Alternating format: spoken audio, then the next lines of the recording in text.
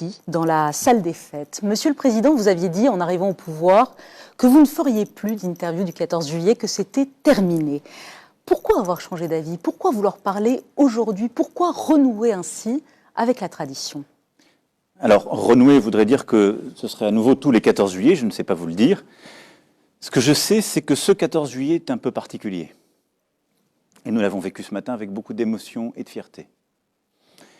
C'est un 14 juillet qui consacre la fierté d'être français, notre fête nationale, dans lequel nous célébrons nos armées, nous l'avons encore fait ce matin, auxquelles nous devons tant, leurs familles, leurs blessés. Mais ce 14 juillet, nos armées ont accepté d'offrir un peu la vedette aux soignants, à ces femmes et ces hommes qui, pendant des mois, comme ils le font tout au long de l'année, mais cette fois-ci tout particulièrement, nous ont protégés, se sont battus pour nous face à ce Covid-19. Et c'est vrai que nous sortons de cette phase aiguë de l'épidémie. Nous n'en sommes pas débarrassés, on y reviendra sans doute. Le pays a été profondément bouleversé, traumatisé.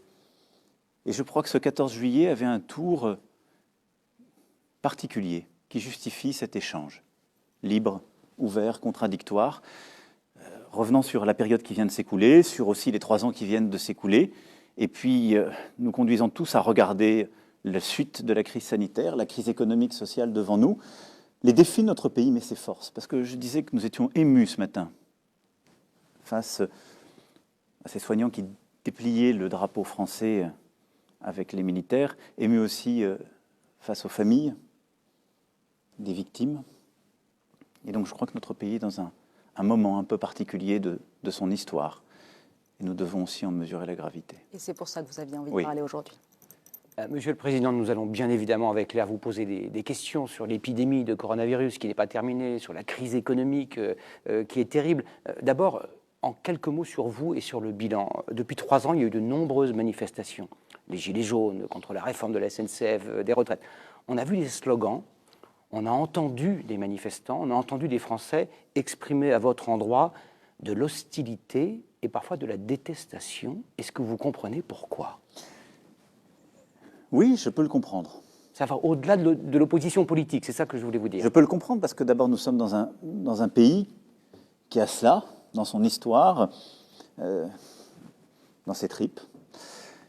Parce que aussi, j'ai sans doute laissé paraître quelque chose que je ne crois pas être profondément, mais que les gens se sont mis à détester. Ce président qui voudrait tout réformer pour que ce ne soit que les meilleurs qui puissent réussir, que notre pays finalement s'adapte à la mondialisation.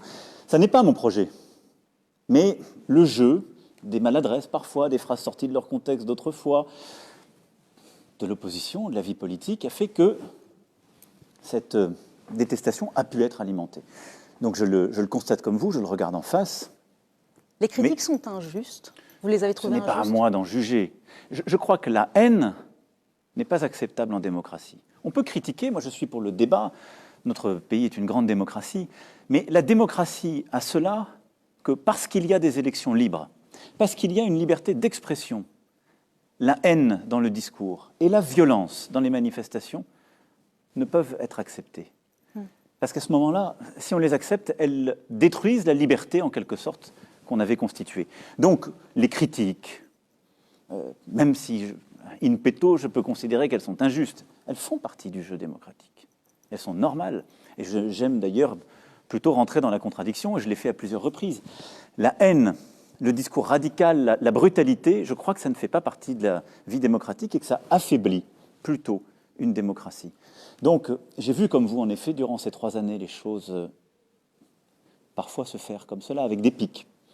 Des pics au sens, pardonnez-moi, au sens du terme. C'est-à-dire que ce n'est pas Macron démission. C'était ce qui est dans le jeu démocratique. C'est arrivé à vos prédécesseurs. C'est mort à Macron avec votre effigie au bout d'une pique. Ça relève de ce que je disais à l'instant, qui ne me semble pas, pour le coup, être dans le champ du registre démocratique. Mais qu'est-ce qui se passe dans notre pays ?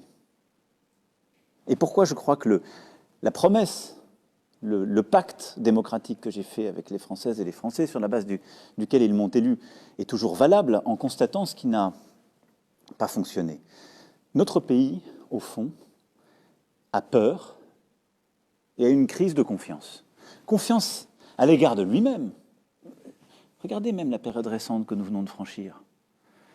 Si nous nous écoutions nous-mêmes tous les jours, on faisait moins bien que les voisins. Nous étions les pires.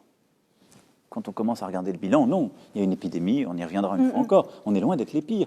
Mais nous avons en quelque sorte un doute permanent sur nous-mêmes en tant que pays. Et nous avons en notre sein ce que j'ai parfois appelé ces passions tristes, c'est-à-dire des forces de division. On lisait ce matin un texte du général de Gaulle qui en parlait lui-même, qui parfois nous conduisent à ne plus vouloir avancer parce qu'on ne pense qu'à ces divisions-là. C'était vrai quand je suis arrivé. Mais justement, c'est ce que j'allais vous dire. Vous parlez des passions tristes. C'était une de vos grandes promesses de campagne. Vous disiez, je serai le président qui va réconcilier les Français, qui va en finir avec les passions tristes, avec le ressentiment, avec l'esprit de défaite. 3 ans après, les Français sont divisés peut-être plus que jamais. Pourquoi vous n'y êtes pas parvenu? Écoutez, vous avez raison d'abord. Je n'y suis pas parvenu. Est-ce que ça veut dire que je vais arrêter de me battre, d'essayer de convaincre, de porter un tel projet? Non. Mais j'ai sans doute fait des erreurs qui ne m'ont pas permis d'y parvenir, et puis nous avons vécu le chaos, si je puis dire, et le grand fracas du monde. Depuis plusieurs années, ce que vit notre pays traumatise profondément. L'histoire est revenue, et l'histoire la plus tragique. Nous nous parlons aujourd'hui, moi je n'oublie pas qu'il y a 4 ans, le même jour, à Nice, les attentats frappaient notre pays à nouveau. Et cette ville, j'ai une pensée pour, évidemment, la ville de Nice et toutes les familles de victimes. Mais nous avons vécu le terrorisme. Nous avons vécu, au fond, des crises économiques à répétition et le chômage de masse qui affaiblit des familles, fait douter. La crise d'un modèle méritocratique républicain, qui est pour moi presque le plus important de nos problèmes au fond. Nous avons vécu une crise sociale sans précédent avec les Gilets jaunes, qui a été la colère d'une partie du peuple français, qui pour la plupart du temps travaillait en vivant mal et s'est dit « ce monde n'est pas fait pour nous, les réformes qu'ils font, ce qu'ils nous demandent de faire n'est pas fait pour nous ». Et en demandant du pouvoir d'achat, mais au-delà de cela, d'être rassuré sur au fond un projet de société, sur l'endroit où allait la France. Nous vivons une crise internationale, du multilatéralisme, un allié américain qui doute, quand il ne se retire pas, des grandes puissances qui reviennent dans notre voisinage. Mais votre responsabilité à vous, donc. Et là, nous venons de vivre une grande pandémie. Votre et donc, responsabilité. face à tout ça n'est pas, vous en conviendrez, un grand accélérateur de confiance. Moi, j'ai mené, au début de ce quinquennat, avec le gouvernement d'Édouard Philippe, les gouvernements d'Édouard Philippe, des réformes tambour battant. Parce que je considérais que c'était sur ce pacte que les Françaises et les Français m'avaient élu. Moderniser le pays, avancer sur le marché du travail, la SNCF, la réforme des retraites, mais également l'école pour permettre justement de mieux éduquer, apprendre à nos enfants, en particulier en venant de milieux les plus modestes. Nous avons lancé une très grande réforme de la santé, avant même la crise. Mais j'ai donné le sentiment à nos concitoyens qu'au fond, je réformais pour eux ou malgré eux, comme pour adapter le pays à quelque chose qu'ils n'aimaient pas tellement et dont on n'était pas sûr de la destination, mais qui n'était pas juste. Qui n'était pas juste. Or, ce pourquoi je me suis engagé en politique, ce pourquoi j'ai voulu à un moment devenir président, ce pourquoi nous avons construit ce pacte, c'est pour rendre une France plus forte et plus indépendante. Et je crois que c'est par le travail, par l'économie, mais aussi par son modèle social. Et tout ça, on a contribué à le faire, mais peut-être en ne l'expliquant pas assez. Mais je le fais aussi pour que chacun retrouve la maîtrise de sa vie, de son destin, et qu'il y ait un chemin de justice. Et ça, je ne l'ai pas assez montré. Mais parce que nous n'avons pas produit assez de résultats, parce qu'on n'a pas été assez vite, je ne l'ai peut-être pas assez dit. Moi, c'est pour ça que je me suis engagé, pour que ce chemin qu'il y a dans la République, qui fait que, quel que soit son prénom, quelle que soit la famille d'où on est né, sa religion, sa couleur de peau, il y a un chemin qui permet d'arriver à l'excellence. Précisément, il y a quelques semaines, vous dites aux Français, sachons nous réinventer, moi le premier, moi Emmanuel Macron le premier. Et comment avez-vous changé ? En quoi avez-vous changé ? Je suis en train de vous dire, d'abord, reconnaître le... Est-ce que ça veut dire que le cap de 2017 n'était pas le bon ? Changer veut dire changer. Ça veut dire que la méthode utilisée durant les 3 premières années du quinquennat a permis de faire des réformes inédites. On a fait des réformes, et je rends hommage là à Édouard Philippe et ses gouvernements, qu'on pensait impossibles. Elles ont été faites. Et elles étaient nécessaires parce qu'elles ont redonné aussi de la force au pays, qui lui a permis de traverser la crise actuelle. Elles lui ont donné de la crédibilité internationale. Nous sommes repassés sous la barre des 8% de chômage.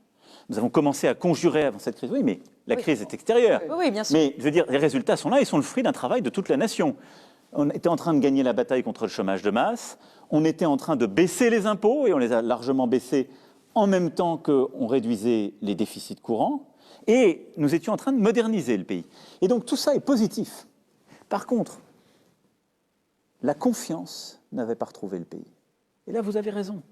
Et donc, quand je fais le constat de ce que j'ai réussi et je n'ai pas réussi, je suis obligé de faire ce constat, parce que le moment que nous vivons est plus historique et plus profond.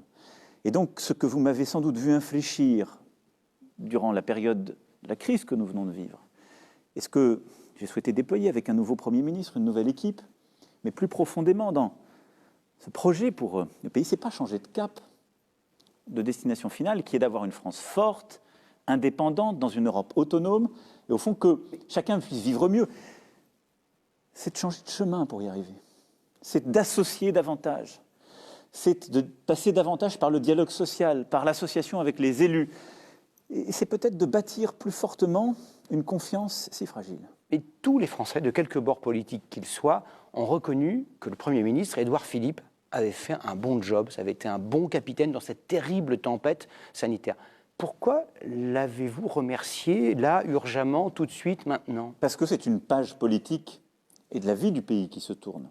Parce qu'on ne peut pas dire on emploie un nouveau chemin, une nouvelle méthode, un nouveau temps du quinquennat, et dire on le fait avec la même équipe. Vous m'auriez à ce moment-là posé, à juste titre, la question exactement contraire. Comment pouvez-vous nous dire que vous allez changer de chemin et de méthode alors que vous avez les mêmes? Sauf qu'il a tout sauf démérité, aux Bien sûr yeux que même oui. des Français. Mais, et à mes yeux, au premier chef, si je puis dire. Vous savez, en 2017, lorsque j'étais élu, j'ai fait le choix pour diriger le gouvernement de nommer un responsable politique qui était peu connu des Françaises et des Français, qui n'avait pas fait ma campagne, qui ne venait pas de ma formation politique et de celle qui m'avait conduite au pouvoir. C'est inédit dans la Ve République. Il n'y a pas d'autres exemples. Et pendant 3 années, à mes côtés, il a dirigé avec beaucoup de courage, de loyauté, de détermination, le gouvernement, pour agir et faire ce sur quoi je m'étais engagé vis-à-vis des Françaises et des Français. Et donc, changer de Premier ministre aujourd'hui ne signifie pas ne pas reconnaître tout ce travail qui a été fait, parce qu'il est important pour moi. J'ai fait, je crois que ça, les Françaises et les Français peuvent me le reconnaître, j'ai fait ce que j'avais dit que je ferais. Et souvent, au premier à-coup, on tourne Kazakh, on décide de faire un tournant, un virage ou autre. Je ne l'ai pas fait. J'ai expliqué, continué, complété, mais nous avons tenu ce cap, nous avons tenu ce chemin. Et il est légitime dans la vie démocratique, politique de notre pays qu'après 3 années passées, quand on dit un nouveau chemin, on veut une nouvelle méthode, on veut plus associer les gens, on décide d'avoir une nouvelle équipe. Vous dites une nouvelle équipe, un nouveau chemin. Mais finalement, quand on regarde, vous avez remplacé un haut fonctionnaire de droite, énarque, par un haut fonctionnaire de droite, énarque, à peu près du même âge. Franchement, où est la différence entre les... Mis à part l'accent du Sud-Ouest, si vous me permettez, où est la différence? En quoi Jean Castex incarne-t-il mieux votre nouveau chemin qu'Édouard Philippe? D'abord, je le disais, mon projet pour la France, ce à quoi je crois vraiment, c'est ce chemin, cette capacité de choisir sa vie et de se libérer des cases où on nous met. Donc j'ai le droit de ne pas être d'accord avec les cases dans lesquelles vous mettez et Édouard Philippe et Jean Castex. Ils ne sont pas énarques, ils ne sont pas de droite. Ça n'est pas une tare, ça reste une école de la République et on passe des concours pour l'obtenir, mais ils ne sont pas non plus que cela. Ils ont des histoires différentes. Ce qui est vrai, c'est que Jean Castex, et c'est pour ça que j'ai choisi, je l'ai vu faire durant le confinement. Nous avons choisi pour diriger cette mission, pour préparer l'après 11 mai, donc j'ai vu sa méthode, je l'ai regardé pendant plusieurs semaines, agir, procéder. C'est un élu de terrain, pas d'une grande ville, non. Une ville de taille plus réduite, Prades, depuis plusieurs années. C'est quelqu'un qui a une culture du dialogue social et qui a, pendant plusieurs années, dans des fonctions d'administration, y compris sur le terrain, on y reviendra peut-être, mais ça m'importe beaucoup, comme à Paris, s'est battu pour accompagner notre pays et qui connaissait très bien ce qu'est la vie des élus locaux, de nos collectivités, notre proximité dont on a besoin, les partenaires sociaux, la santé et les arcanes, si je puis dire, de notre modèle social. Et donc, tout ça, et son style, sa personnalité, parce que derrière, il y a la patte humaine, si je puis dire, m'ont conduit à dire il peut être celui qui va diriger cette nouvelle équipe gouvernementale en étant justement plus à l'écoute, en associant davantage les élus de terrain pour la relance dans laquelle nous devons entrer, en bâtissant des solutions pour lutter contre le chômage, pour relancer notre économie, pour défendre notre modèle social avec les partenaires sociaux. C'est pour toutes ces raisons. Est-ce que vous êtes d'accord pour constater que ce gouvernement, ce n'est ni un jugement ni une tare, comme vous le disiez, est un gouvernement de droite et que votre nouveau chemin tourne vers la droite? Je suis radicalement en désaccord. J'ai le droit. D'abord parce que je crois au dépassement politique. Les Françaises et les Français, quand il y a la crise du Covid, ils nous demandent de les soigner bien. Ils ne se posent pas la question de savoir si le soin est de gauche ou de droite. Quand la relance arrive, ils demandent qu'elle soit efficace et juste. Ils ne demandent pas qu'elle soit de gauche ou de droite. Le gouvernement qui est aujourd'hui constitué, qui sera complété dans quelques jours sans doute par des secrétaires d'État ou commissaires, est un gouvernement, quand je le regarde, qui a des femmes et des hommes qui viennent de ce qu'était la droite de notre champ politique, ou de ce qu'elle peut encore être, comme de la gauche. Et à peu près autant d'un côté que de l'autre. Il doit y avoir 14 personnalités qui ont eu des mandats politiques à gauche ou qui ont eu des engagements en soutien à gauche. Qu'est-ce que ça veut dire? Donc vous revendiquez toujours le « et » en même temps. Je revendique précisément le dépassement politique. Parce que nos concitoyens m'ont élu là-dessus. Le dépassement politique, c'est de dire je prends les meilleurs, ceux qui sont capables de porter ce projet. Et donc, j'ai un Premier ministre qui a cette histoire d'élu local, de hauts fonctionnaires, que vous avez rappelé et que j'ai essayé de compléter, et une équipe avec des gens compétents qui sont dans la politique parfois depuis des décennies, pour d'autres qui y sont depuis 3 ans et qui sont arrivés à mes côtés, pour quelques autres qui ont eu essentiellement une carrière locale, et puis des personnalités de la société civile, comme on dit, qui ne connaissaient pas la vie politique. C'est ça la force de notre pays. C'est la promesse sur laquelle j'ai été élu, que je continue de mettre en œuvre. Monsieur le Président, vous avez érigé la lutte contre les violences faites aux femmes comme grande cause nationale. Alors bien sûr, il y a la présomption d'innocence, mais comprenez-vous que la nomination d'un homme visé par une enquête pour viol à la tête du ministère de l'Intérieur, un ministère précisément très important quand il s'agit de lutter contre la violence faite aux femmes, que cette nomination provoque émoi et colère? D'abord, je respecte toujours l'émoi et la colère des causes justes. Et donc la cause féministe, je la partage. J'en ai fait un fil rouge de ce quinquennat. Et lutter contre les violences faites aux femmes, lutter pour l'égalité réelle, effective entre les femmes et les hommes, est un combat sur lequel je ne céderai rien. Nous avons d'ailleurs fait plusieurs avancées, voté des lois importantes en reconnaissant de nouveaux délits. Nous avons commencé à déployer des moyens. Ça ne va pas assez vite, je sais les attentes des associations. Depuis le début de cette année, 1000 places ont été libérées pour protéger. On va commencer en septembre, enfin, et je sais que c'est trop lent pour beaucoup, à déployer les bracelets électroniques qui permettent là aussi de mieux protéger. Les téléphones grande détresse ont commencé d'être déployés eux aussi. Donc on va continuer d'accélérer, de faire. Je parle déjà du fond, parce que mon combat de chaque jour, et ce sur lequel je veux qu'on soit au rendez-vous de l'exigence des associations, c'est d'avoir encore plus de places d'hébergement, c'est de déployer plus vite ces bracelets, c'est d'avoir le 39-19, 24 heures sur 24, 7 jours sur 7. Donc ça, nous serons au rendez-vous des faits. Ensuite, vous avez un responsable politique qui a fait l'objet d'une accusation grave. Gérald Darmanin. Le ministre de l'Intérieur, Gérald Darmanin. Grave. Il y a de cela plusieurs années, puisque c'était au début de ce quinquennat, sur des faits qui remontent à beaucoup plus loin. Il y a, comme vous l'avez dit, la présomption d'innocence.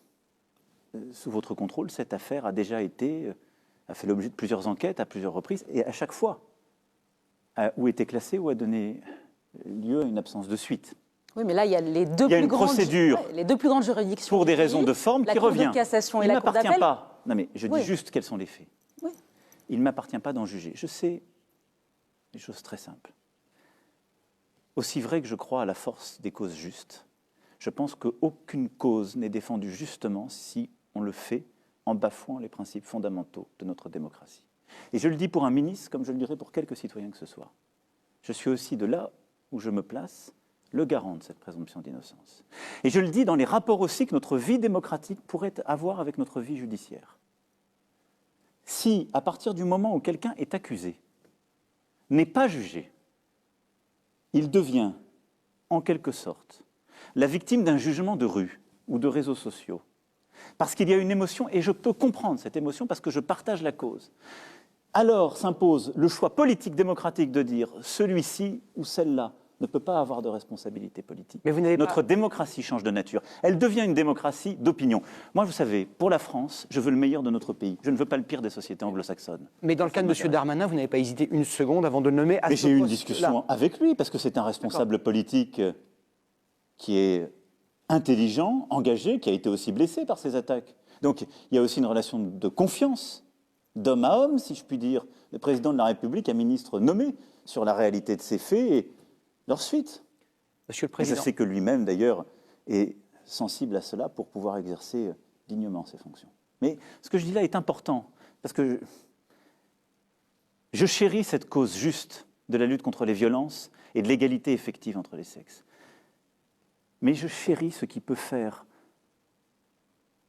de notre démocratie une démocratie plus forte encore, celle de ne pas céder à l'émotion constante. Monsieur le Président, la France sort d'une épreuve terrible. L'épidémie, le confinement, certains évoquent déjà une deuxième vague.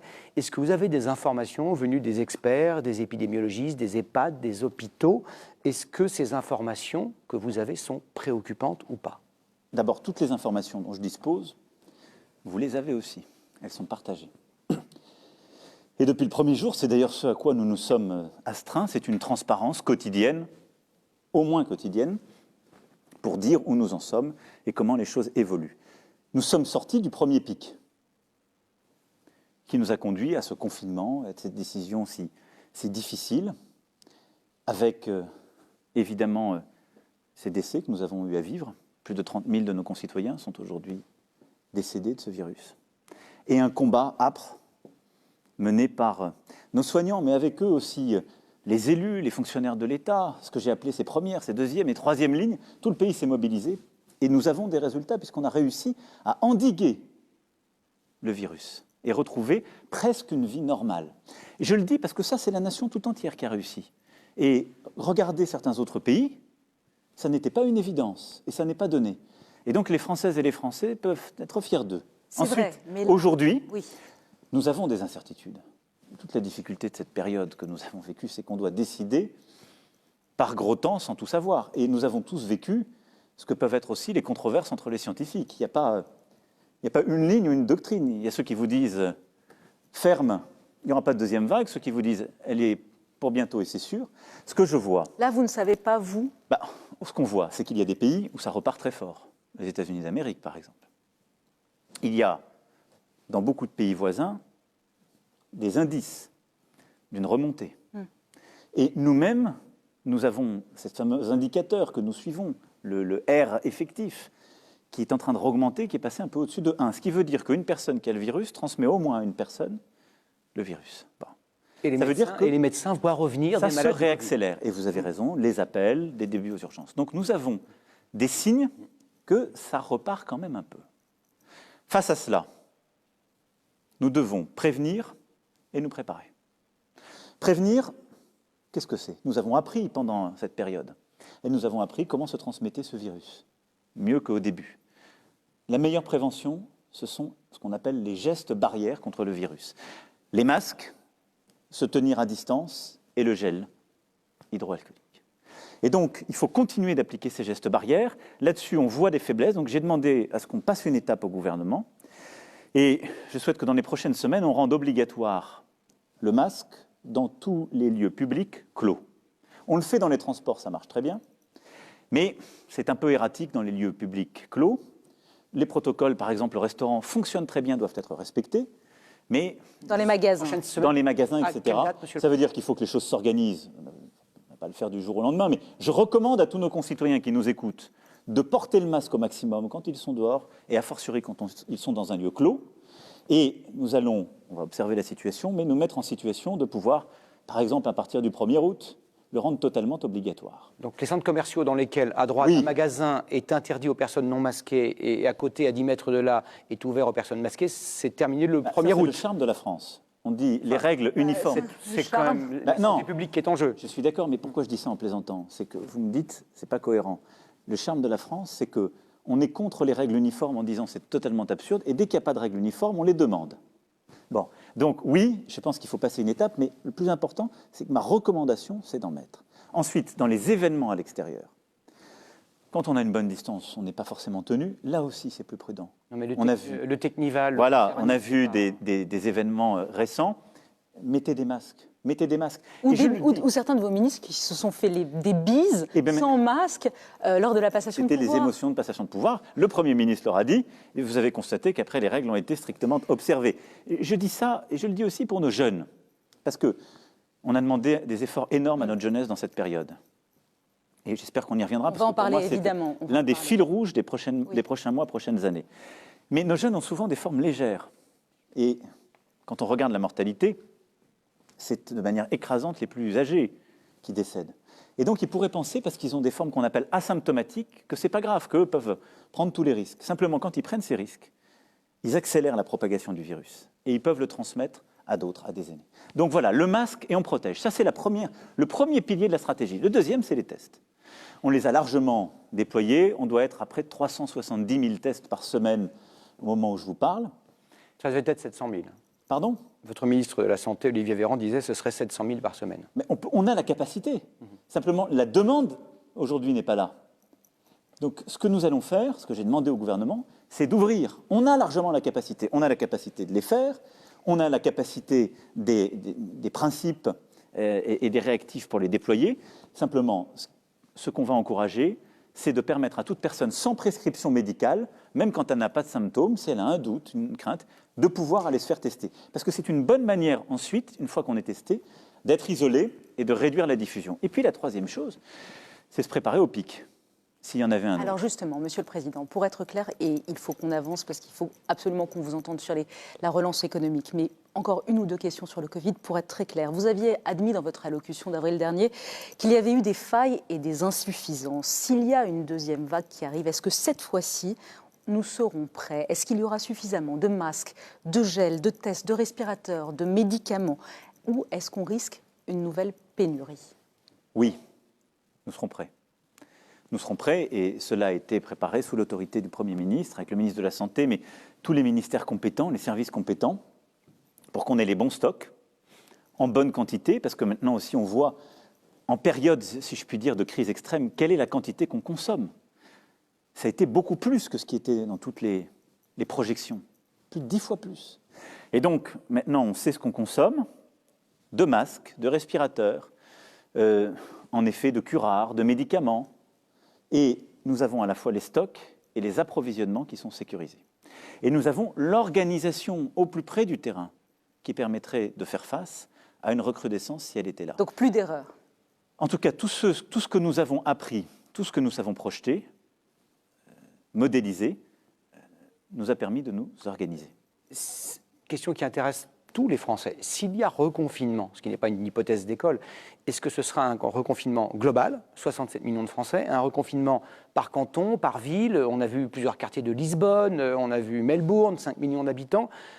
Est-ce que ce serait comme ça ou est-ce que ce serait par exemple un confinement des personnes dont vous disiez qu'elles étaient les plus fragiles, les plus de 70 ans, on les isole, quitte à les déprimer et à les déprécier? Alors, qu'est-ce que vous allez faire?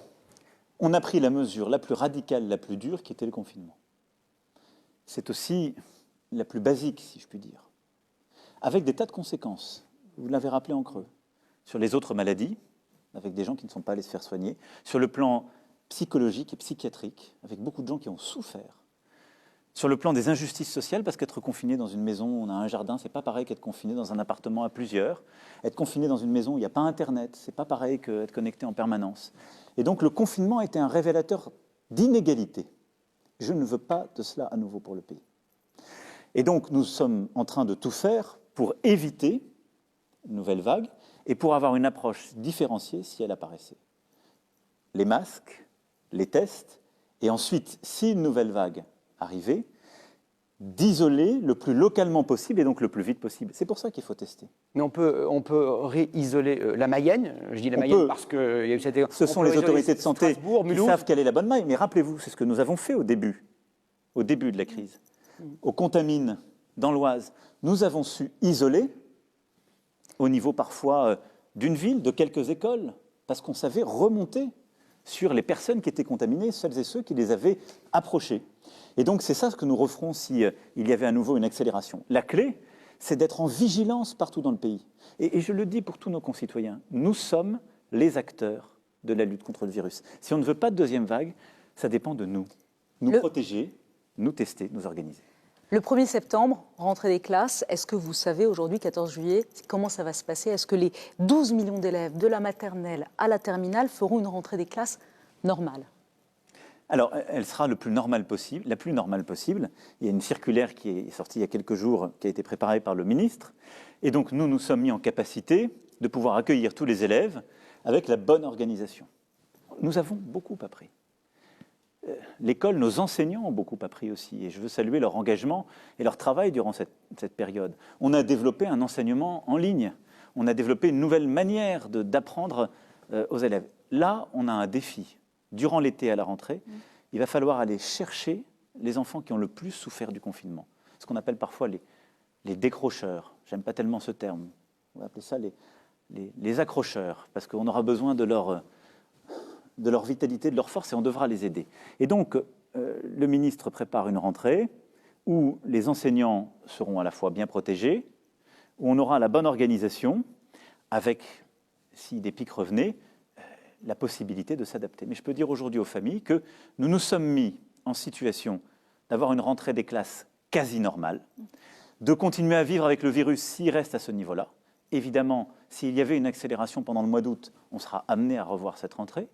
Ce n'est pas ce que je souhaite. Si on fait bien les choses, nous aurons une rentrée des classes un peu différente, encore plus exigeante, parce qu'il nous faudra rattraper les mois passés. Monsieur le Président, si vous étiez testé positif au coronavirus, si vous aviez des symptômes, est-ce que vous prendriez de la chloroquine? Non. Non. Non. Vous l'avez dit au professeur Raoult quand vous l'avez vu? Non, parce que d'abord, je ne... Alors, vous l'avez dit que vous ne croyiez pas à sa méthode? Il se trouve que sur des pathologies que j'ai parfois, autre chose, il m'arrive de m'automédiquer, parce que si mon épouse m'entend, j'allais dire je ne m'automédique pas, elle vous dirait que j'ai menti. Mais en l'espèce, vu notre degré de connaissance, de ce que j'ai compris quand même de la science, c'est qu'il n'y avait pas de traitement stabilisé. Donc s'il n'y a pas de traitement, je ne vais pas en prendre. Donc je m'en remettrai aux médecins qui me suivent, qui je crois suivraient l'évolution pour voir comment on accompagne les jours les plus décisifs pour éviter que ça ne dégénère. Mais non, vous savez, nous sommes le pays des Lumières. Dans le pays des Lumières, moi je crois à la rationalité, et donc à la rationalité scientifique. Le professeur Raoult, puisque vous l'évoquez, est un grand scientifique. J'ai été le voir pour me rendre compte. Et donc il était normal, légitime de mon point de vue, qu'il participe du débat scientifique. Mais ce n'est pas au président de la République ou à un politique de trancher un débat scientifique avec des critères politiques. Ça n'est pas plus à un homme scientifique, quand bien même il devient une personnalité publique, d'acter des croyances scientifiques. La science a ses processus de vérification, et c'est comme ça qu'on se porte le mieux, je crois. Donc pas de chloroquine. Pas de chloroquine, on a compris. Peut-être que dans quelques mois, on verra que c'était le bon traitement, mais aujourd'hui, personne n'a prouvé que c'était le bon. Pas de chloroquine et pas d'automédication. Dernière question rapidement. Si Sanofi, entreprise française, trouvait le vaccin demain, dans 6 mois, est-ce que vous garantissez que la France serait le premier pays servi? La France sera servie parmi les premiers pays. C'est-à-dire que, oui, parce que Sanofi s'est mise, comme nous l'avons fait d'ailleurs avec tous les groupes. Je ne vais pas faire avec les groupes français ce que je ne veux pas que les autres fassent avec leurs propres groupes. Aujourd'hui, plusieurs groupes pharmaceutiques recherchent des vaccins. Sanofi, dont le siège est en France, grand groupe européen. Mais vous avez des groupes qui sont britanniques, d'autres allemands, d'autres américains ou canadiens. Ce qui est absurde, c'est de dire on va faire du nationalisme sanitaire. Si c'est mon entreprise qui trouve, les vaccins iront d'abord chez moi. Ce qu'on a construit, la France en a pris l'initiative, avec l'Organisation mondiale de la santé, c'est de dire qui que ce soit qui trouve un vaccin, on se met en situation d'organiser sa production partout dans nos pays. Pour nous, tout de suite, mais aussi pour les pays en voie de développement ou les pays les plus pauvres. Parce que imaginez une seule seconde qu'on trouve un vaccin qui fonctionne, que nous, on sait le diffuser 15 jours, 3 semaines après parce qu'on le produit très vite, et qu'on a un pic en Afrique, en Amérique du Sud, vous me direz, est-ce que vous savez le produire pour ces pays aussi ? C'est ce qu'on a appelé l'accès mondial au vaccin. Et donc Sanofi rentre dans ce programme. Donc Sanofi, il y a eu beaucoup de polémiques, est rentré dans un programme américain. Mais en parallèle, nous avons engagé Sanofi dans une discussion avec la France et avec l'Europe pour sécuriser la production des médicaments sur le sol européen pour les Européens en même temps, là aussi, mais également pour sécuriser les principes actifs. Parce que quand on trouve un vaccin, on oublie, nous l'avons appris dans cette période, qu'il y a des choses qui sont parfois de peu de valeur, des principes actifs, certains ingrédients, qui ne sont pas produits chez nous. Et si on vient à en manquer, on crée la dépendance. Et donc là, on a des discussions avec les Japonais, avec d'autres Européens, pour sécuriser cela. Donc oui, je vous le garantis, mais ce qu'on a travaillé, c'est d'avoir véritablement un accès international aux vaccins. C'est ça la coopération sanitaire à laquelle je crois. Il ne faut pas qu'il y ait un nationalisme. On peut avoir un patriotisme industriel, j'y crois, mais le patriotisme, c'est l'amour de sien, c'est l'amour des siens, pas la haine des autres. Il ne devrait pas y avoir de nationalisme sanitaire au mauvais sens du terme. Monsieur le Président, cette crise a aussi fait plonger notre économie. Oui. L'INSEE prévoit pour la fin de cette année 2020 900 000 chômeurs de plus. C'est vertigineux. Est-ce qu'il faut s'attendre à ça? Ou à moins, ou à plus? Il est impossible de dire aujourd'hui le chiffre, mais il vous paraît réaliste? Oui. Quand je regarde l'INSEE, la Banque de France, tous les instituts qui font référence écrivent qu'il y aura entre 800 000 et 1 million de chômeurs de plus à l'horizon du printemps 2021. Pourquoi? Parce que nous avons mis d'abord notre économie à l'arrêt pendant 2 mois.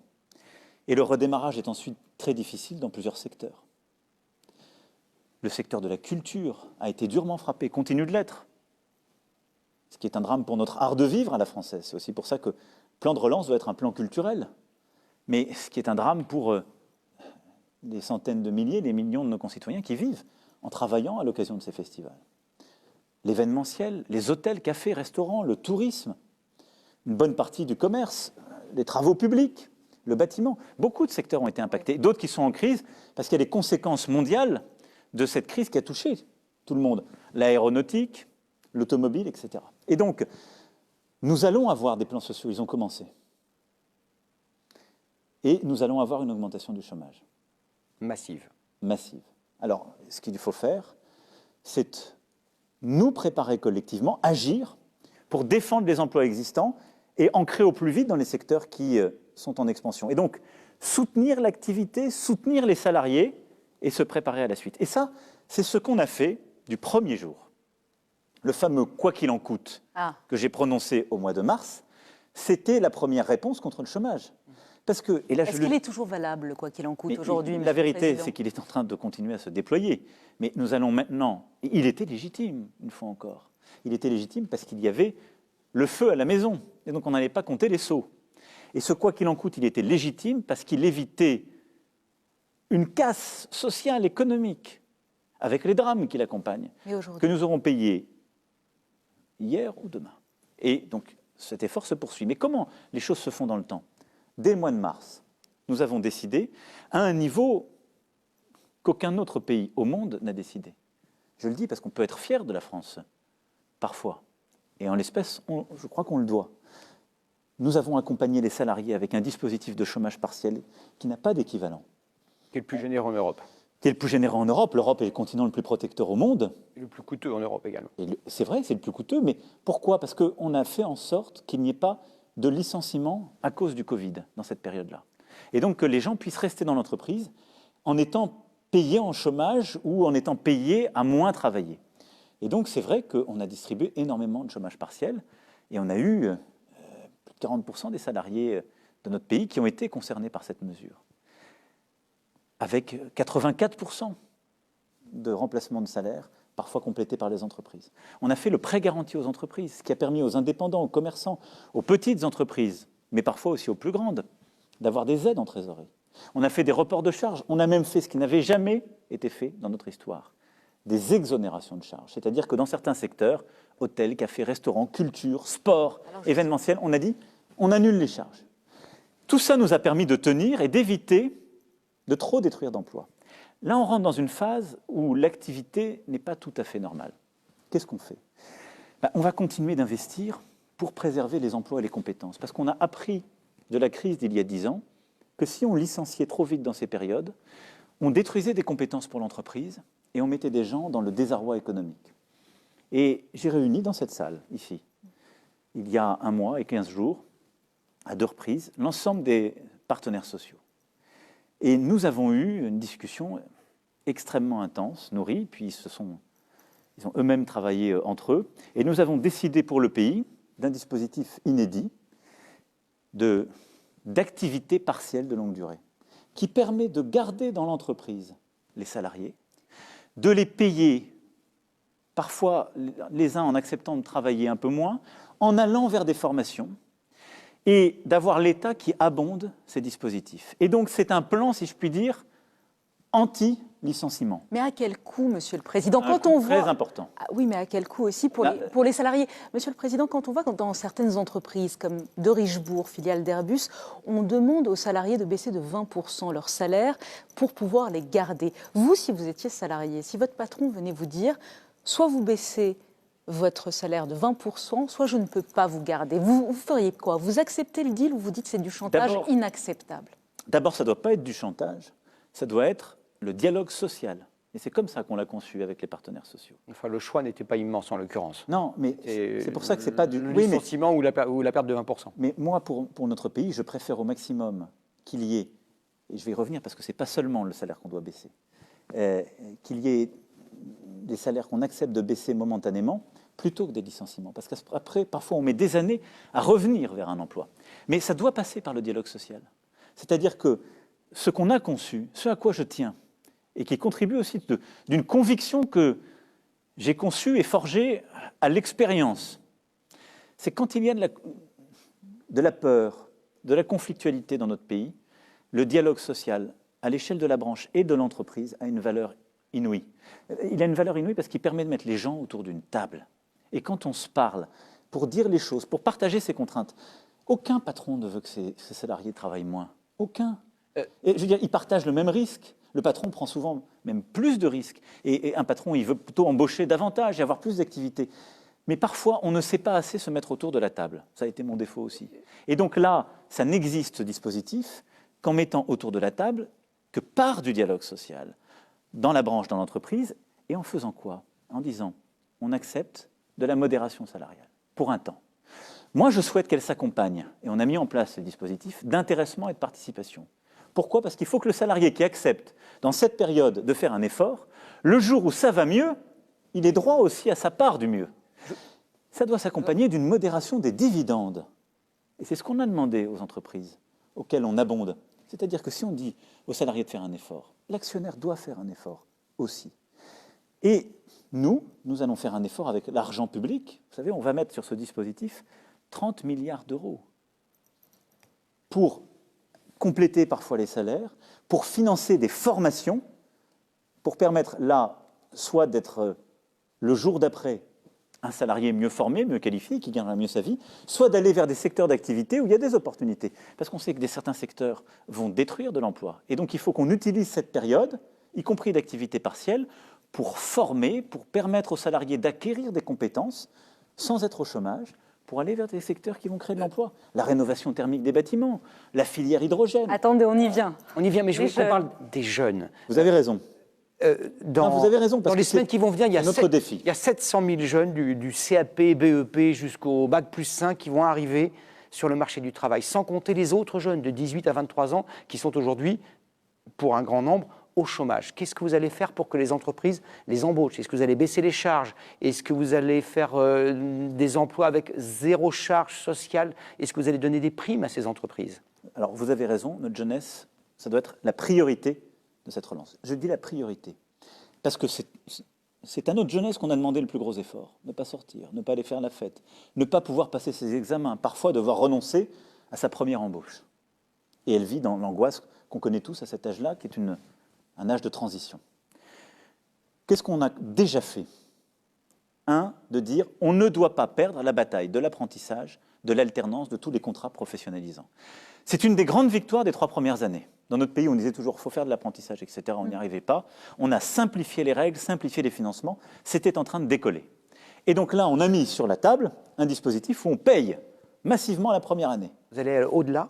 Là, on va au-delà de tout ce qui avait été fait jusqu'alors. Et donc, on accompagne les entreprises jusqu'à 250 salariés sans aucune condition. Et au-dessus des 250 salariés, on leur dit « faites votre 5% d'apprentis ». C'est-à-dire, Et là, je le dis en responsabilité, parce qu'on a tous une responsabilité dans ces moments. Quand je vois des entreprises, des grandes entreprises, qui préfèrent prendre des stagiaires et de la précarité, plutôt que signer un contrat pro ou signer avec un alternant, c'est irresponsable. Et vous leur dites quoi? Mais on leur dit, et on se bat. Et donc, mais vous allez les on les incite. par la loi? Alors, il faut faire très attention en cette matière, parce qu'avec des bonnes intentions, on finit avec le pire. Si on les contraint par la loi, on va les suivre, on va les inciter, on va, là aussi, par le dialogue et la construction, si on leur dire... Ça suffit, les stagiaires...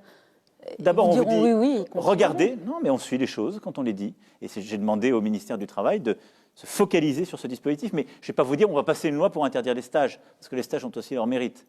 Mais je dis, là, il y a un effet de bord. Et donc, l'apprentissage, les contrats professionnalisants, une aide inédite pour qu'on ait des embauches en cette première année. Ensuite, nous allons avoir un dispositif exceptionnel d'exonération des charges pour les jeunes, en particulier pour les faibles qualifications, les emplois jusqu'à 1,6 SMIC. Exceptionnel parce qu'il durera 1 à 2 ans, on va l'évaluer, mais il faut créer des mécanismes nouveaux. 300 000 projets et contrats d'insertion qui permettent d'aller chercher les jeunes qui sont parfois les plus loin de l'emploi, qui n'ont pas réussi à trouver justement l'entreprise qui leur signe leur contrat d'apprentissage ou leur alternance. Et donc cela, on va aller chercher avec des contrats d'insertion, on en crée 300 000. On va créer un formidable accélérateur sur le service civique qui fonctionne, dont nous avons vu la qualité. On a 140 000 à peu près contrats dans le service civique aujourd'hui. Nous allons en créer 100 000 dans les 6 mois qui viennent. 100 000. Donc presque un doublement, là aussi parce que c'est une solution qu'on donne aux jeunes. Et enfin, on va permettre à des jeunes qui devaient rentrer sur le marché du travail de peut-être compléter leur formation, d'avoir un semestre ou une année d'études en plus. Et donc, on va ouvrir 200 000 places dans des formations qualifiantes supérieures pour permettre à un jeune qui a absolument aucune issue, aucune perspective d'embauche, de poursuivre un peu ses études. Monsieur le Président, avec un accompagnement social. Monsieur le Président, il y a encore beaucoup de questions. On a connu en décembre et en janvier la grève sans doute la plus longue qu'ait connue la France depuis 100 ans contre votre réforme des retraites. Aujourd'hui, tous les syndicats, de la CGT au MEDEF, vous disent surtout ne nous remettez pas la réforme des retraites sur la table, c'est pas le moment, c'est pas le moment. Pourquoi vous obstinez-vous à faire absolument cette réforme des retraites là, tout de suite, alors que nous sommes dans une crise économique majeure? Je ne m'obstine pas à la faire là tout de suite, je vous rassure. Ah, vous la faites pas? Non. Alors, vous voyez tout de suite, vous transformez, vous. Elle ne peut pas se faire comme elle était emmanchée avant la crise du Covid. Est-ce que c'est une bonne idée de l'abandonner totalement? Je ne crois pas. L'amender, oui. La remettre à la discussion, à la concertation. Et pourquoi? D'abord parce qu'il y a 2 choses dans cette réforme. Il y a la réforme du système universel par points. Je pense que cette réforme est juste. Et elle est faite pour celles et ceux qu'on a appelés les premiers de corvée. Les femmes et les hommes qui ont été en première ligne, caissières, livreurs, métiers modestes, souvent avec du temps partiel subi. Cette réforme des retraites, ils en sont les grands gagnants. Et parce que je vous rappelle que dans cette réforme, il y a aussi la meilleure prise en compte de leur période d'activité, et il y a également une avancée sociale inédite, qui est la retraite à 1 000 € pour tout le monde, le minimum contributif à 1 000 €. Si on a contribué toute sa vie. Minimum contributif, c'est-à-dire pas le dispositif, qui est le minimum vieillesse non contributif. Et donc, ce sont des avancées sociales pour ces personnes. Et c'est vrai que dans la réforme du système par points, on revenait sur des avantages qui avaient été acquis dans le temps par d'autres régimes, par exemple les régimes spéciaux. Je crois que cette réforme est juste. Il faut peut-être lui donner un peu plus de temps, mieux la concerter, on doit la remettre sur l'ouvrage. Et à côté de ça, il y avait l'aspect financier de la réforme. J'ai été élu à un moment donné où le comité d'orientation des retraites disait « il n'y a pas de problème de financement ». J'ai moi-même assumé devant les Français de dire « il n'y aura pas de mesure d'âge parce qu'il n'y a pas de problème de financement ». 6 mois après mon élection, le même comité a commencé à dire « il y a un problème de financement ». Et ce problème s'est aggravé. Et ce qu'il est plus grave, il va falloir leur demander maintenant. Ben là, il est gravissime. Et donc, 30 milliards. On est passé de 4 milliards à 30 milliards. Donc, vous voyez bien que nous avons devant nous 2 devoirs. Je le dis parce que ce n'est pas dans la main du gouvernement. La retraite, c'est le patrimoine de ceux qui n'en ont pas. Dire on fait comme s'il n'y avait pas de problème, c'est dire je sacrifie le patrimoine de ceux qui n'en ont pas. C'est de dire je prends le risque de ne pas pouvoir payer la retraite demain. Donc, nous devons regarder notre système de retraite en face, comme l'ensemble de ce que nous sommes en train de faire. Et comment vous le financez? Et donc, l'âge pivot, c'est fini. en méthode. L'âge pivot d'Édouard Philippe. On va c'est fini. justement faire de la méthode. Donc augmenter le nombre de trimestres, travailler. J'ai déjà montré mon ouverture sur tous ces sujets. Votre préférence?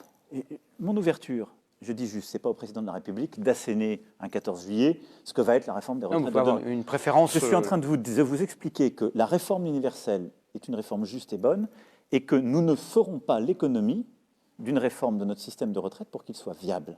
Mais et donc, tout de le suite, Premier ministre... Non, mais on va le faire avec méthode. C'est au gouvernement de le procéder. Le Premier ministre, Jean Castex, va réunir en fin de semaine, vendredi, l'ensemble des partenaires sociaux pour tout mettre sur la table. Tout. Ce qu'on fait pour la santé, ce qu'on fait pour la dépendance, nous sommes en train de créer un nouveau risque, avec un financement, là aussi, où jusqu'à présent, tout le monde avait toujours reculé. C'est-à-dire dire, on va financer le grand âge. Il faut qu'on explique les uns les autres comment on le finance. La retraite, le travail. Donc, mettre tous les sujets sur la table et donner, entre le gouvernement et les partenaires sociaux, un calendrier partagé. Mais je vais être clair. La priorité de cet été, de la rentrée prochaine, c'est l'emploi. C'est la lutte pour que nos jeunes puissent avoir ou une formation ou un emploi et que personne ne soit sans solution.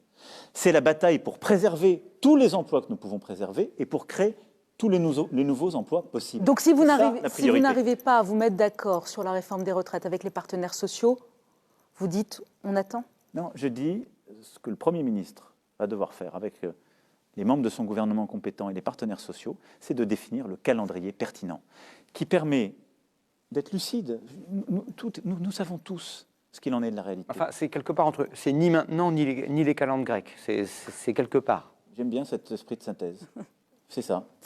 À un moment, et dans un processus, chacun s'engagera. Il faudra y passer. Vous étant président, c'est ça que je veux dire. Ce n'est pas pour le successeur de votre successeur. Oui, c'est ça. C'est-à-dire, est-ce qu'à la fin de votre quinquennat, vous la faites, cette réforme des retraites? Il est évident que de toute façon, dans les années qui viennent, et je ne veux pas mettre une référence politique là-dessus, mais dans les années qui viennent, il faudra procéder à une réforme des retraites. Je suis favorable à une réforme d'ampleur qui rend en plus le système plus juste, mais c'est évident. Et on mentirait à nos concitoyens à dire qu'on peut en faire l'économie. Monsieur le Président, tout l'argent que vous avez mis sur la table, vous venez de le préciser, pour amortir le choc économique de l'épidémie, il va falloir le trouver. Est-ce que vous prenez aujourd'hui officiellement l'engagement devant les Français que vous n'augmenterez aucun impôt, aucune taxe jusqu'à la fin du quinquennat? Il y a une trajectoire fiscale qui a été décidée, votée par la représentation nationale, c'est celle qui sera tenue. Elle correspond aux engagements que j'avais pris. Il y a par exemple une trajectoire fiscale pour certains impôts pour financer la dépendance. Il y a aussi des baisses d'impôts sur le revenu, de taxes d'habitation. Je pense qu'on ne résout pas une crise comme celle-ci en augmentant les impôts. Pourquoi? D'abord parce qu'on l'a fait à chaque fois. Si on dit on va augmenter les impôts, les gens ne consomment pas, le doute s'installe et le pays ne repart pas. Nous avons massivement dépensé 460 milliards d'euros d'engagement public pendant cette phase, à ce stade, à ce jour. Ces 460 milliards, c'est une large part de garantie qui, à un moment donné, normalement, devront revenir dans nos caisses. Ce sont des avances en trésorerie, mais c'est aussi du vrai budgétaire, de vrai argent mis. On aura à le compléter par un plan de relance massif sur des secteurs d'avenir et sur les compétences, parce que je veux que ce soit un plan de relance industriel pour bâtir notre souveraineté industrielle et donc faire relocaliser certaines industries, écologique. Et donc, je l'ai dit, ce nouveau chemin ne passe que par la capacité à développer la filière hydrogène, les nouveaux moteurs, à développer massivement la rénovation thermique des bâtiments, à équiper beaucoup mieux le pays, par exemple dans ses approvisionnements en eau. Et donc ça, je le dis, je finis juste, ça, ce sont des investissements. Ces investissements, ils sont légitimes. Et je peux les assumer devant la nation en disant, ils font partie de cette dette Covid que nous allons mettre de côté et amortir sur le très long terme. Et ces investissements, je vais les financer comment? D'abord, parce que nous sommes en train de nous battre à l'Europe pour avoir justement des financements européens. Parce que nous avons obtenu durant cette crise l'une des plus grandes avancées européennes des dernières décennies, l'accord franco-allemand du 17 mai dernier.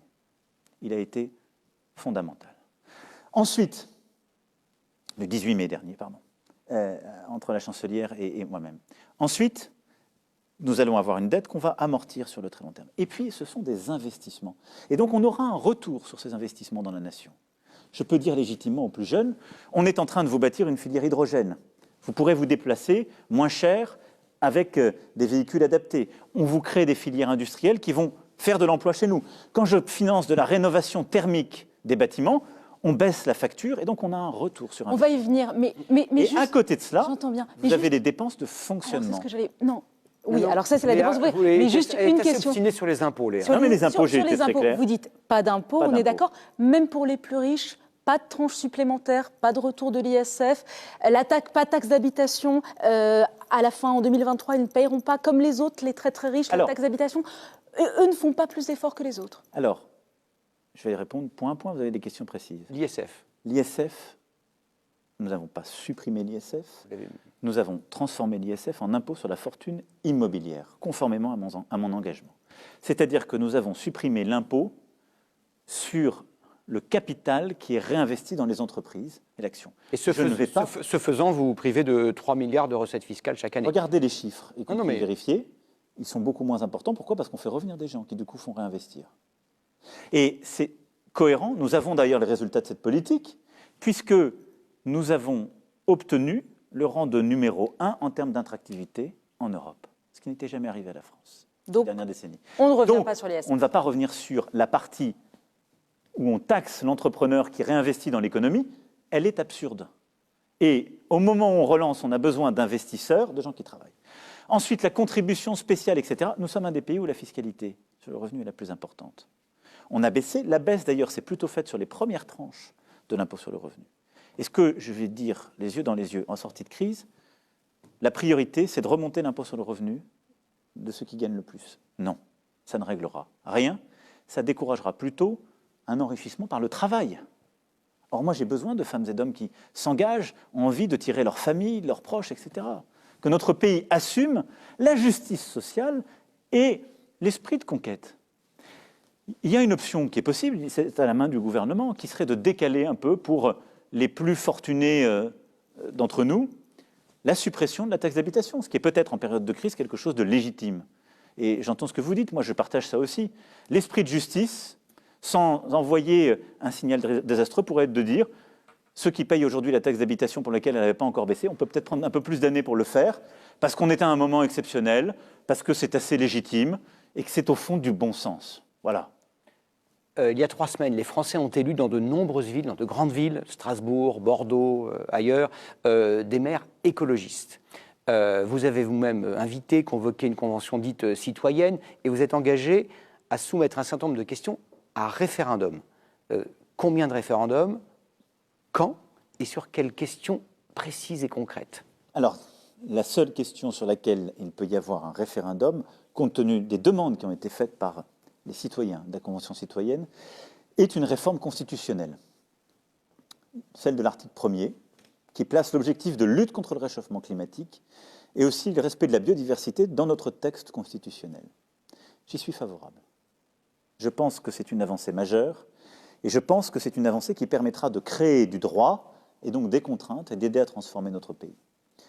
La Constitution ne me permet pas aujourd'hui de décider d'un référendum demain matin sur cette base. Il faut d'abord qu'il y ait un vote par l'Assemblée, puis le Sénat, dans des termes conformes. Et selon les termes de notre Constitution, à ce moment-là, il peut y avoir ou un congrès ou un référendum. Ce sera quand ? Et donc, ça dépend du cheminement, mais le plus vite possible. Le plus vite possible, à la fin de cette année Je souhaite en tout cas l'engager dans les meilleurs délais. Ensuite, il y a énormément de propositions, 146 autres, qui ont été faites par nos concitoyens. Et je veux ici souligner l'innovation dont la France a été capable. Aucun pays au monde n'a procédé à une telle convention sur des sujets aussi compliqués. Et moi, j'en ai acquis la conviction, après la crise des Gilets jaunes, un moment où d'ailleurs beaucoup de nos concitoyens, avec sincérité, force, ont dit « nous, on ne veut pas choisir entre la fin du mois et la fin du monde. On croit dans la cause écologique, mais simplement, vous ne nous donnez pas de solution. » Et c'est vrai que ça a souvent été le malentendu dans notre pays. On a, en quelque sorte, stigmatisé une partie de nos concitoyens. On a culpabilisé une partie de nos concitoyens Par exemple, quand ils étaient agriculteurs, quand ils utilisaient des véhicules diesel, quand ils avaient tel ou tel mode de vie, en disant ça, c'est pas bon pour le climat.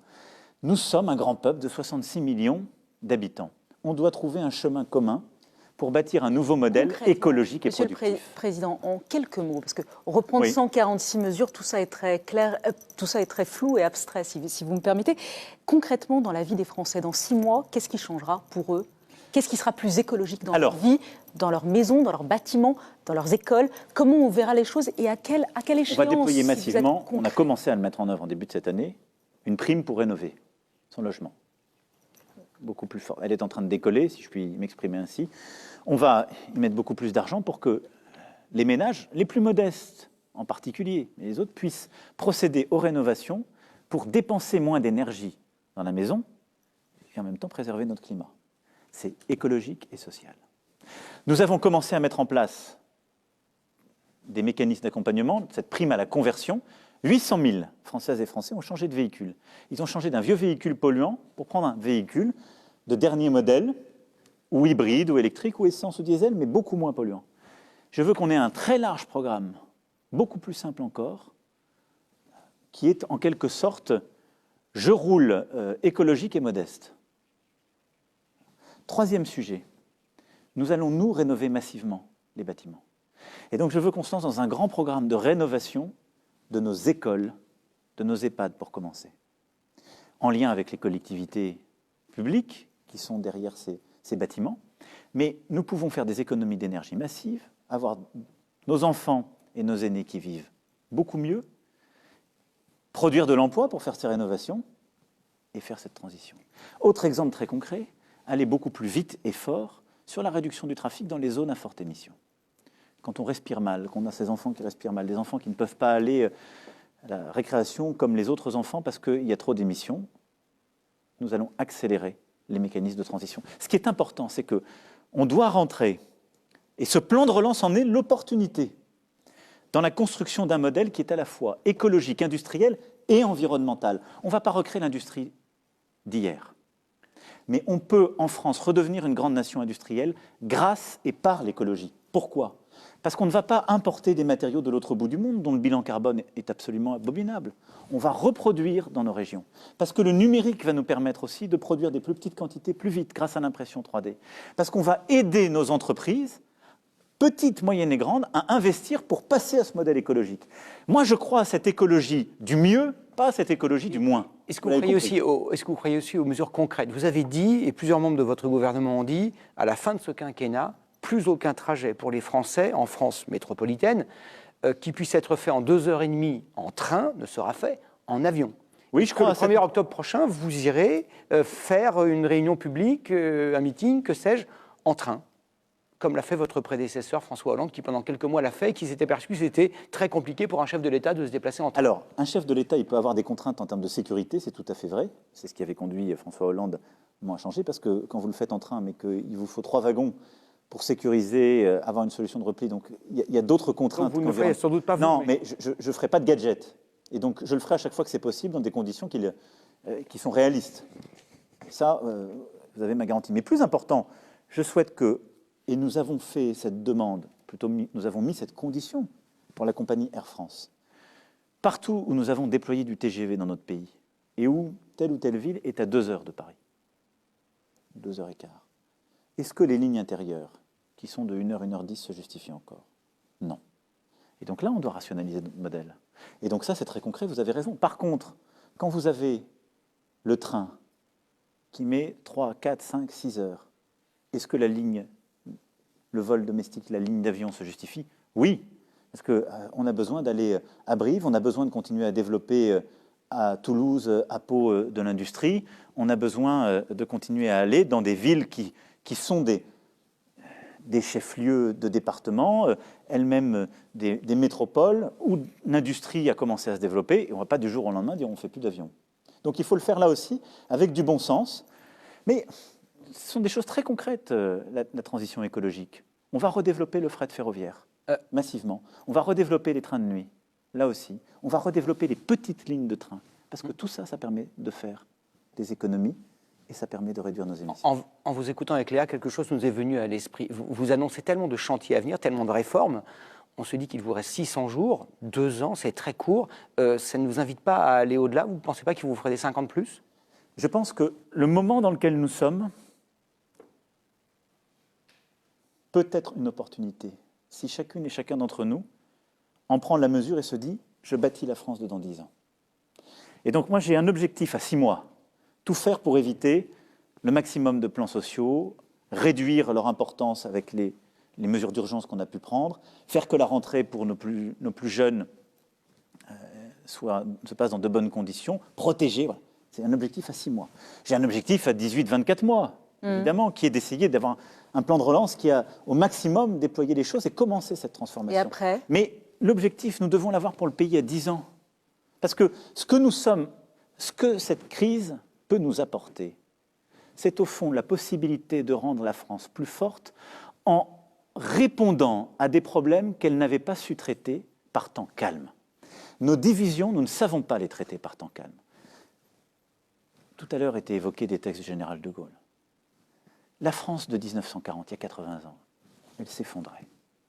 Elle s'effondrait parce qu'elle avait vécu, elle sortait d'une décennie où elle n'avait pas su régler beaucoup de ses problèmes. Elle s'était divisée, elle avait été de politique en politique, elle n'avait pas su regarder le temps long. Elle a résisté, elle s'est relevée, avec l'aide de ses alliés, de l'Europe. Et ensuite, en quelques années, nous sommes redevenus une grande puissance internationale. Nous nous sommes dotés de l'arme nucléaire. Nous nous sommes dotés de l'énergie nucléaire. Nous avons rebâti notre pays. En quelques années, nous en tirons encore aujourd'hui des bénéfices. Oui. Ce que nous n'avons pas su faire durant ces 30 dernières années, et j'en prends ma part, parce qu'on était dans les divisions, parce qu'on était peut-être dans les politiques qui souvent étaient trop lentes, dont on ne percevait pas les résultats, parce que nous vivons une crise inédite, parce qu'on mobilise des financements inédits, parce qu'on a une Europe qui est en train de changer, parce que nous, on met, avec ce plan de relance, en plus de cet argent déjà mis, au moins 100 milliards d'euros pour faire la relance industrielle, écologique, locale, culturelle et éducative. Je suis convaincu qu'on peut bâtir un pays différent d'ici à 10 ans. Et quand je dis ça, quel est mon objectif? De revenir à ce qu'on disait au début de notre entretien.